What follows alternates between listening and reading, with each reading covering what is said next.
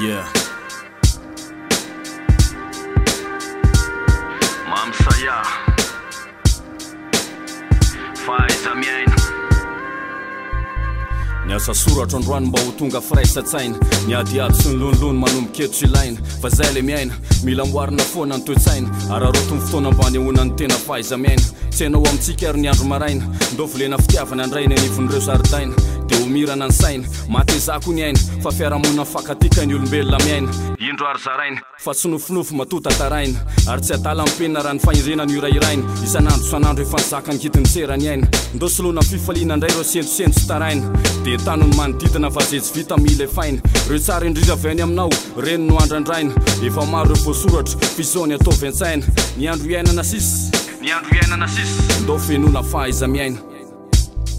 na dia hoe andro ratsy na dia hoe lany vatsy tsy very fanantenana mahereza ary gasy na dia mafy ny miaina na dia miasa ny saina tsy kivy tsy avela le Fahaiza-Miaina na dia hoe andro ratsy na dia hoe lany vatsy tsy very fanantenana mahereza ary gasy na dia mafy ny miaina na dia miasa ny saina tsy kivy tsy avela le Fahaiza-Miaina fiainana ankehitriny mbola anjakany ny abibiny reo ady mangatsika foana ny mandravaka ny fisiny fa sovarina mandinika ny tsy fitoviny tsy riritra ny hafa ny tena loha ranony fahoriny dia zao ny fiainanao mba ho tena rakotra fifaliny fa ny tany ane tsy lozan'izay fijaliny maro ny etaeta zay mandrafitra ny faniriny fa ny tanjon'ny Fahaiza-Miaina dia nitondra fitoniny feno fitiavana ny andro sisy ajao ny olotiny reseho amin'ny tsara ny ratsy mba hampisy ny fakamaminy fa nasamihafa aza ny saranga zay mamaritra ny feviny dia samby olombelona ihany asa sodoka ny fanambaniny dia isorako tako sam'le feokira masondriny isorako kosaksy nandray feo an'le rimy nisanganasako hatramin'izay efa nizara fahendrena sy firaisakiny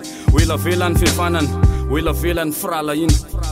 na dia hoe andro ratsy na dia hoe lany vatsy tsy very fanantenana mahereza ary gasy na dia mafy ny miaina na dia miasa ny saina tsy kivy tsy avela le Fahaiza-Miaina na dia hoe andro ratsy na dia hoe lany vatsy tsy very fanantenana mahereza ary gasy na dia mafy ny miaina na dia miasa ny saina tsy kivy tsy avela le Fahaiza-Miaina